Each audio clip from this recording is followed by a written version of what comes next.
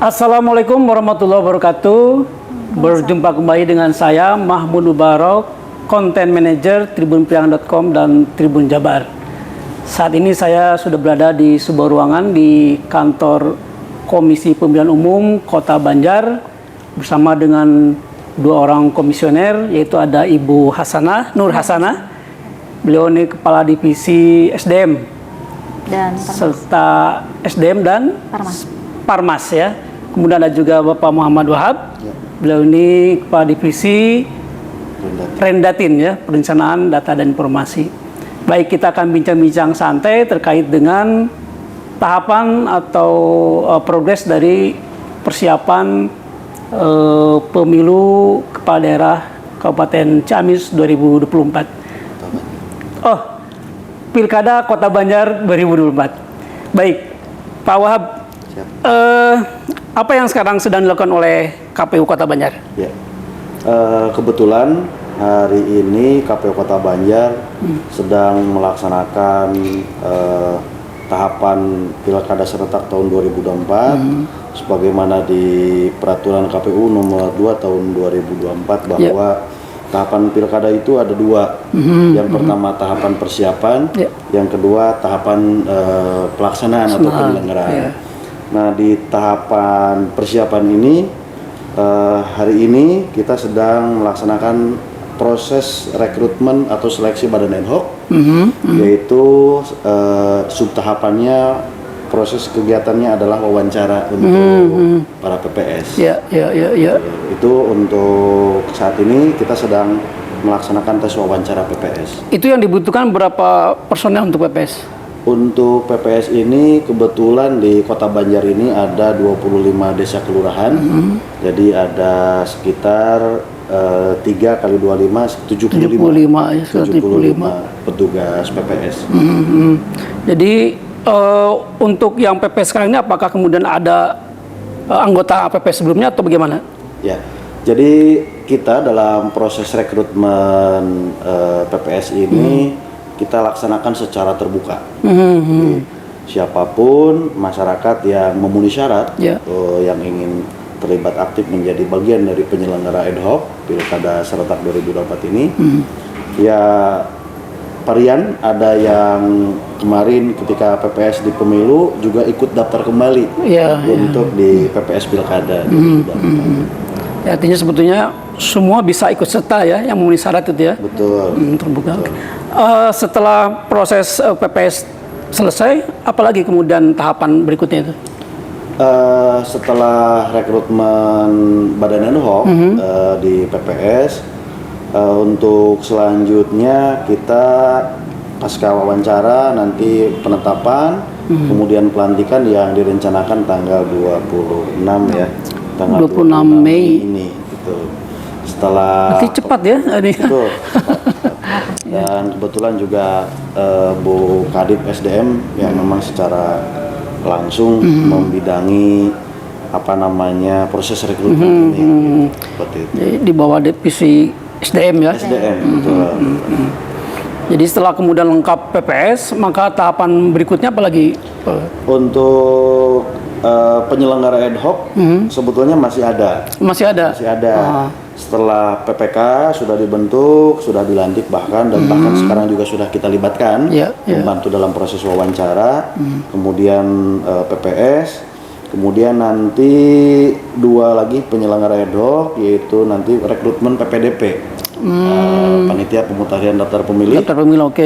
Insya Allah di bulan Juni, karena nanti itu juga di bawah divisi saya. Kemudian badan ad hoc yang terakhir nanti KPPS ya. KPPS.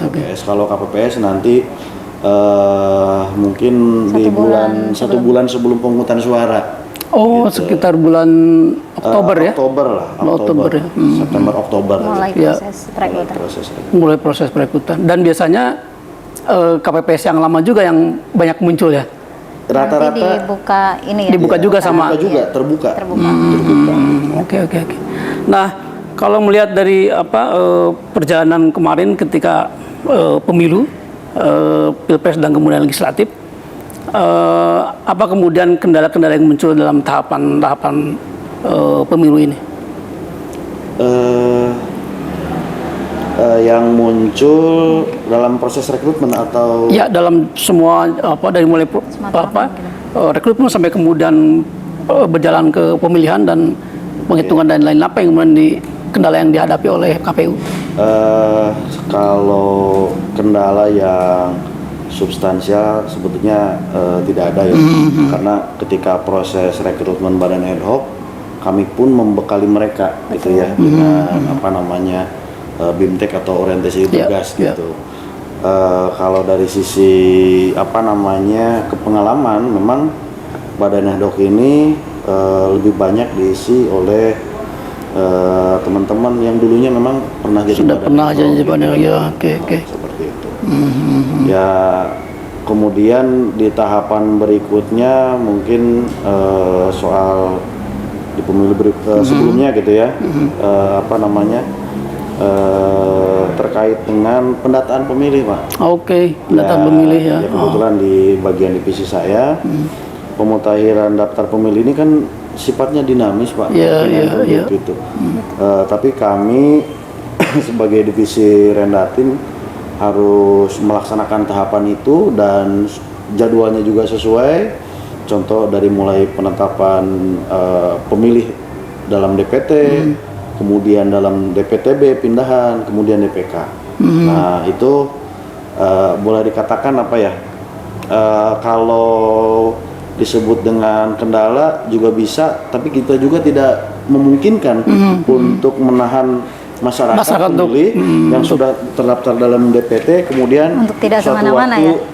misalkan diarahkan nggak boleh kemana-mana, nggak bisa, Pak.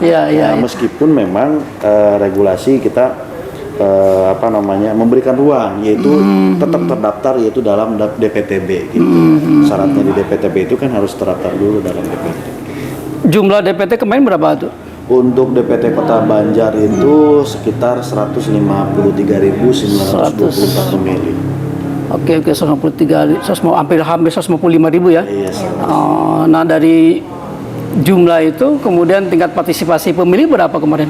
Untuk tingkat partisipasi pemilih sekitar 80,7%. Di atas ya, 80. Dan itu memang ada kenaikan dari yang pemilu sebelumnya. Oke. Waktu itu apa yang kemudian dilakukan oleh KPU untuk sosialisasi agar pemilih bisa bertambah? Untuk kegiatan sosialisasi kita kemarin melalui media sosial selaku untuk menyasar teman-teman yang hari ini Gen Z ya kan. Gitu. Kemudian kegiatan sosialisasi langsung ke masyarakat juga dan kegiatan melibatkan dengan teman-teman badan ad hoc. Itu beberapa kegiatan sosialisasi yang memang kita upayakan di pemilu 2024 kemarin. Gitu. Sebetulnya sulit nggak sih merangkul anak-anak Gen Z itu untuk mereka sadar politik? Sebenarnya kalau misal hari ini untuk merangkul mereka asal paham ininya mungkin caranya karena kesukaan hari ini teman-teman Gen Z kan mungkin bisa melalui yang media sosial yang kayak TikTok atau misal itu kan bisa kita melalui itu dengan bahasa-bahasa yang ringan mungkin ya, tapi pesannya nyampe gitu ke teman-teman Gen Z ini. Kemarin juga ada dilakukan konten-konten di TikTok atau? Kita kemarin melakukan itu dan fokus kayak misal di Instagram dengan menggandeng teman-teman ini juga anak muda ya. Gitu. Ada influencer juga yang di nah kalau melihat tingkat partisipasi anak-anak muda gitu ya, kemudian mereka memang punya pemahaman mungkin agak berbeda gitu ya dalam politik dan lain-lain. Nah, apakah kemudian untuk pilkada ini bisa diharapkan mereka kemudian ikut serta juga di dalam proses pilkada ini? Harapan kita dari semua elemen hari ini dapat terlibat berpartisipasi ya Kang, termasuk hari ini pemilih pemula yang memang merupakan mungkin hari pertamanya mereka menggunakan hak pilih gitu. Makanya kita dari semua elemen termasuk pemilih pemula, kemudian pemilih perempuan, disabilitas, kelompok keagamaan, itu semuanya kita mudah-mudahan nanti bisa kita rangkul untuk bersama-sama menyukseskan di penyelenggaraan di Pilkada 2024. Apalagi hari ini kan Kota Banjar sendiri itu memiliki sejarah partisipasi yang sangat baik ya Kang, khususnya di Jawa Barat begitu. Jadi kita mudah-mudahan bisa mempertahankan tingkat partisipasi yang sudah terbangun atau sudah tercapai dengan baik begitu. Paling efektif apa sih Bu bentuk apa pendekatan ke anak-anak Gen Z ini? Kalau di sini mungkin variatif ya Kang ya, karena kan bagi yang ibu-ibu yang sudah berumur mungkin lebih enak kita tatap muka langsung gitu. Dengan teman-teman Gen Z ya bisa dengan hari ini misal pertemuan tapi menggunakan event yang hari ini diminati anak-anak muda gitu. Kemarin apa saja tuh event-event yang dilakukan oleh KPU? Karena kalau untuk yang periode sebelumnya ada apa ya? Ya, untuk periode kebetulan saya ini anggota KPU periode lama. Saya Karena kita perbatasan kan, jadi transisi gitu. Untuk proses tadi ya sosialisasi ataupun pendidikan pemilih kepada masyarakat, alhamdulillah sejak 2022 gitu ya, sejak tahapan pemilu ini dimulai di bulan Juni tahun 2022, kita gencar melakukan sosialisasi kepada masyarakat. Banyak sekali program yang kita lakukan. Salah satunya kita bikin satu program namanya Nyapeda. Nyapeda Itu apa nih Nyapeda akronim dari Nyaritakeun Pemilu dan Pilkada. Oh iya, Sunda banget. Sekalian olahraga. Nyaritakeun pemilu dan pilkada. Kalau bahasa nama punten jeung pilkada. Oh, jeung pilkada. Itu. Nyaritakeun pemilu di jeung pilkada. Dan gerobak pemilu ya waktu itu ya? Ya, ada Nyapeda, ada gerobak pemilu. Kemudian juga ada dulu itu Sampurasun Dusun. Sampurasun Dusun. Bagus. Kita memaksimalkan target sosialisasi kepada masyarakat dengan program-program tadi. Contohnya Nyapeda, kita berolahraga keliling sambil kita sosialisasi Pak. Gitu. Itu sambil benar ada yang nyapeda juga? Iya, nyapeda. Kita nyapeda. Sekalian olahraga. Kemudian ada kerumunan, kita berhenti, kita sosialisasi. Terkait pemilu, kemudian pilkada. Gitu. Ya minimal masyarakat diberikan wawasan, informasi kapan nih pemilu itu dilaksanakan, kapan pilkada dilaksanakan. Sampurasun Dusun juga sampai ke tingkatan dusun-dusun. Kenapa sampai ke tingkatan dusun-dusun? Ya Kota Banjar dari sisi geografis juga nggak terlalu luas, jadi bisa menyasar sampai dusun. Gitu. Kemudian juga gerobak pemilu ini lahir dari teman-teman Badan Ad Hoc Pemilu kemarin. Gerobak pemilu ya. Gerobak pemilu ini gerakan sosialisasi yang memang digagas oleh teman-teman Badan Ad Hoc di PPK. Gitu. Itu bentuknya memang bawa gerobak begitu atau bagaimana? Enggak. Itu lebih ke akronim ya. Ada akronim. Gerobak itu gerakan sosialisasi bersama Badan Ad Hoc ya. Oh gitu, bersama Badan Ad Hoc. Intinya sama sosialisasi, cuman dari sisi program penamaan ya agak. Iya betul. Supaya orang apa nih kita gitu ya, supaya memancing dulu rasa penasaran gitu kan. Rasanya emang itu ya semacam tips lah buat atau trik untuk bisa menggait terutama para pemilih muda ya. Kemudian ketika sekarang proses untuk yang 2024, apakah itu juga kemudian akan tetap dilakukan gerobak dan lain-lain itu? Oke. Kebetulan di tahapan pilkada ini sejak bulan Desember kemarin komisioner yang baru. Nah, kita memang sejak bulan Desember kita sibuk dengan tahapan pemilu untuk Kadif. Kemudian hari ini kita rekrutmen Badan Ad Hoc. Dari sisi perencanaan memang program untuk pilkada ini sudah disusun oleh periode sebelumnya. Tinggal mungkin di periode yang sekarang ini penyesuaian. Dan kita pun termasuk rekan-rekan di komisioner, ketua dan rekan-rekan ya kegiatan yang sifatnya masih bagus ya kita jalankan terus. Atau mungkin nanti juga ada ide baru, gagasan baru terkait program sosialisasi gitu, kita jalankan. Gitu. Karena pada prinsipnya terkait tadi dengan pelibatan teman-teman ad hoc mungkin nanti kita bisa lakukan juga, namun entah itu nanti akan berganti akronim atau misal bagaimana. Ya mungkin muncul ide baru gitu ya. Entah nanti gerobak dorong atau apa. Iya. Oke. Tapi tentu kalau saya tadi mendapatkan insight juga dari Bawaslu gitu, bahwa mereka dalam hal pengawasan juga ternyata menyasar kelompok masyarakat marginal. Nah ini apakah juga menjadi salah satu perhatian KPU juga? Oke, betul. KPU juga memiliki program, itu salah satunya adalah ke kelompok disabilitas ya, disabilitas marginal, kita menyasar ke sana Pak. Jadi itu menjadi program kami itu dalam memberikan informasi yang seluas-luasnya terkait dengan tahapan pilkada serentak yang akan kita laksanakan. Memang sudah berjalan. Iya. Insya Allah itu menjadi bagian dari program kita Pak. Iya betul. Kalau melihat dari tingkat partisipasi ya sangat tinggi, ada 80% lebih, sehingga ini tentu harus prestasi yang kemudian harus ditingkatkan malah. Nah ini kemudian apakah ada beban gitu? Aduh jangan-jangan nanti malah turun atau gimana? Ada nggak beban semacam itu di komisioner?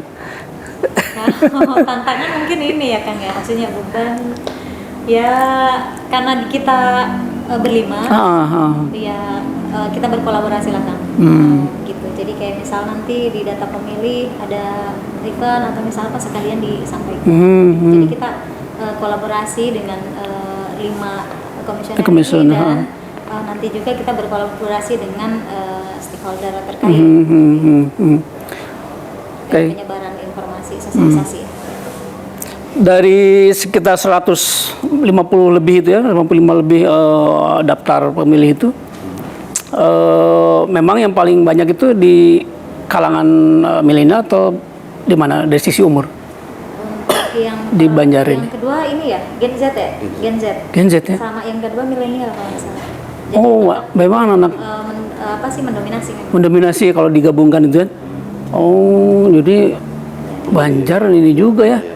Maksudnya kalau ngeliat dari sisi umur ternyata lebih banyak yang anak-anak muda, artinya sebetulnya peluang untuk ya taruhlah misalkan untuk menyebutkan kata perubahan itu sebetulnya lebih besar ya, karena anak-anak muda ya kan beda keinginan bisa anak muda itu.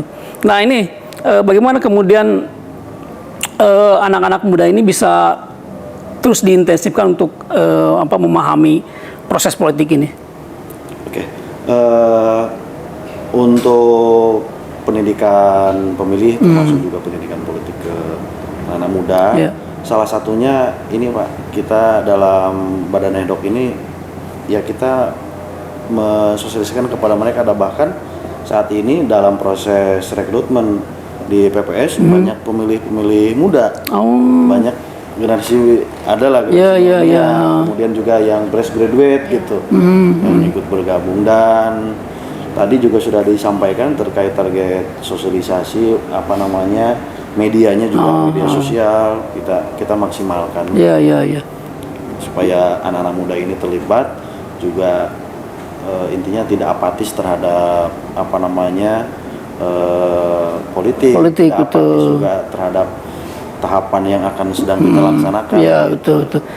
Ya kan memang kekhawatiran itu ya, anak-anak muda itu ya dua sisi gitu ya. Jangan-jangan kemudian malah lebih apatis gitu kan dengan kondisi sekarang, enggak tuh kayaknya nggak ada apa-apa, nggak ada perubahan apapun. Nah, jangan sampai seperti itu buat ya. Jadi memang ini tugas kita bersama untuk kemudian bisa menyosialisasikan perihal pilkada ini ya pada masyarakat, terutama anak-anak muda sebagai bagian terbesar dari pemilih. Terakhir mungkin Pak Wahab, apa yang ingin disampaikan pada masyarakat Kota Banjar? Saya berharap masyarakat Kota Banjar ikut sama-sama mensukseskan, bahkan juga saya memohon doa dan dukungannya dari seluruh warga masyarakat Kota Banjar terhadap suksesnya pelaksanaan Pilkada Serentak tahun 2024, dan insya Allah dalam waktu dekat KPU Kota Banjar akan melakukan rekrutmen petugas pemutakhiran daftar pemilih, akan door to door, turun langsung ke masyarakat, mendata pemilih, memutakhirkan pemilih, karena KPU Kota Banjar saat ini sudah mendapatkan DP 4 sebagai modal dasar kita memutakhirkan daftar pemilih. Jadi saya juga memohon dukungannya dari masyarakat Kota Banjar dan juga partisipasinya dari masyarakat Kota Banjar terkait atau terhadap proses tahapan pilkada serentak di tahun 2024 khususnya di Pilwalkot Kota Banjar. Ya. Baik. Terima kasih banyak Bu Nur Hasan dan juga Pak Wahab. Demikian Tribuners bincang-bincang dalam mata lokal memilih. Sampai berjumpa kembali di lain kesempatan. Terima kasih banyak. Assalamualaikum warahmatullahi wabarakatuh. Download Tribun X sekarang. Menghadirkan lokal menjadi Indonesia.